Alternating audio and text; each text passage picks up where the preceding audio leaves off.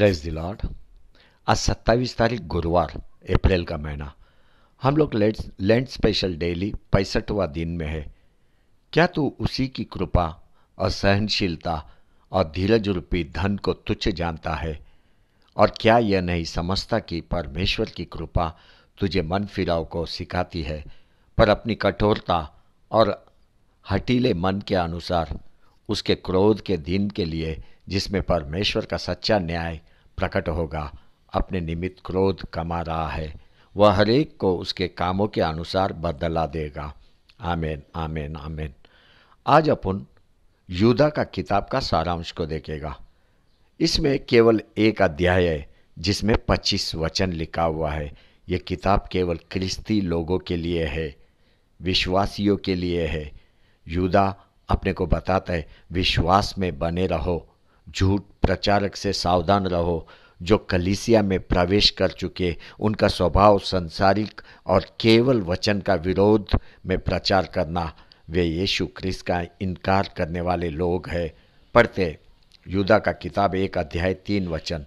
हे प्रियो, जब मैं तुम्हें उस उद्धार के विषय में लिखने में अत्यंत परिश्रम से प्रयत्न कर रहा था जिसमें हमने सब सहभागी है, तो मैंने तुम्हें यह समझाना अवश्य जाना कि उस विश्वास के लिए पूरा यत्न करो जो पवित्र लोगों को एक ही बार सौंपा गया था। यह किताब अपने लिए बहुत महत्वपूर्ण है। यूदा ने अंत के विषय में लिखा, वह भी कलीसिया का अंत। कलीसिया का शुरुआत पेंटिकॉस्ट के दिन में हुआ। वह लिखता है, आत्मीय विश्वासियों को झूठ प्रचारक से धोखा है। वह बोलता है, विश्वास को संभाल, गेहूं के बीच में कांटे भी बोया गया। इसका अर्थ है कलीसिया में झूठ प्रचारक का होना। मुख्य वचनों को अपन देखते हैं। यूदा का किताब 1 अध्याय 3 वचन। हे प्रियो, जब मैं तुम्हें उस उद्धार के विषय में लिखने में अत्यंत परिश्रम से प्रयत्न कर रहा था जिसे मैं हम सब सहभागी है, तो मैंने तुम्हें यह समझाना अवश्य जाना कि उस विश्वास के लिए पूरा यत्न करो जो पवित्र लोगों को एक ही बार सौंपा गया था। यूदा का किताब 1 अध्याय 17 से 19 वचन। पर हे प्रियो, तुम उन बातों को स्मरण रखो जो हमारे प्रभु यीशु मसीह के प्रेरित पहले कह चुके हैं।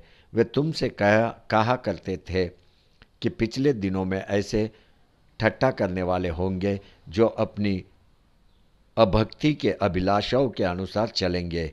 ये तो वे हैं जो फूट डालते हैं। ये शारीरिक लोग हैं जिनमें आत्मा नहीं। यूदा का किताब 1 अध्याय 24 और 25 वचन।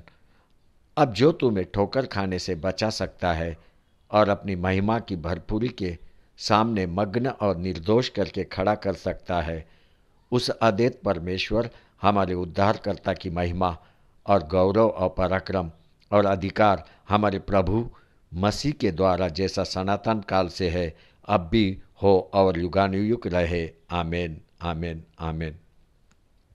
इस समय में हर वो जो परमेश्वर का शब्द सुन रहा है, हम लोग अंत के समय में है, वो भी कलीसिया का अंत का समय। अभी ये किताब में यहूदा ने अपने को कई बातों को सिखाया। ये किताब बहुत ही महत्वपूर्ण किताब है। आपको ये किताब को पढ़ना है क्योंकि अंत के दिन बहुत ही कठिन दिन है। झूठ प्रचारक भरपूर देखने को मिलेगा। अगर हम बाइबल पढ़ेंगे तभी सत्य वचन जानने पाएंगे और अपना विश्वास को संभाल पाएंगे। विश्वास मतलब तेरे अंदर ख्रिस्ती स्वभाव दिखाई देना। मैं वापस बोलता हूँ, विश्वास मतलब तेरे अंदर ख्रिस्ती स्वभाव दिखाई देना। देखो, यूदा ने पुराना नियम के कई पात्र को इस किताब में लिखा, जैसा कैन, कोरा, दातान, जिन्होंने परमेश्वर का इनकार किया। वे झूठ का जीवन पृथ्वी पर जिए। इतना ही नहीं, यूदा ने मूसा का मौत के विषय में भी लिखा। मूसा पृथ्वी पर का सबसे नम्र व्यक्ति, एक सामर्थी सेवा उसने किया। करीब 20 लाख लोगों को मिस्र देश से बंधन से छुड़ा के बाहर लेके आया।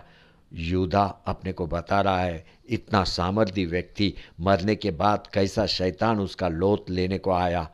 पढ़ते यूदा का किताब 1 अध्याय 9 वचन। परंतु प्रधान स्वर्गदूत मिकाइल ने जब शैतान से मूसा की लौत के विषय में वाद विवाद करता था तो उसको बुरा भला कह के दोष लगाने का साहस न किया, पर कहा कि प्रभु तुझे डांटे। यूदा के किताब में अपने को आदम, एनोक, सोदोम गोमरो, बालाम, शैतान का बंड देखने को मिलता है। यह किताब आप पढ़ो, केवल 25 वचन इसमें है। बहुत ही उपयोगी किताब है, उपयोगी वचन है। तू विश्वास में बढ़ता जाएगा। ये समय के लिए एक किताब बहुत ही उपयोगी किताब है। विश्वास बढ़ाने के लिए किताब उपयोगी है। ये किताब केवल विश्वासी के लिए है।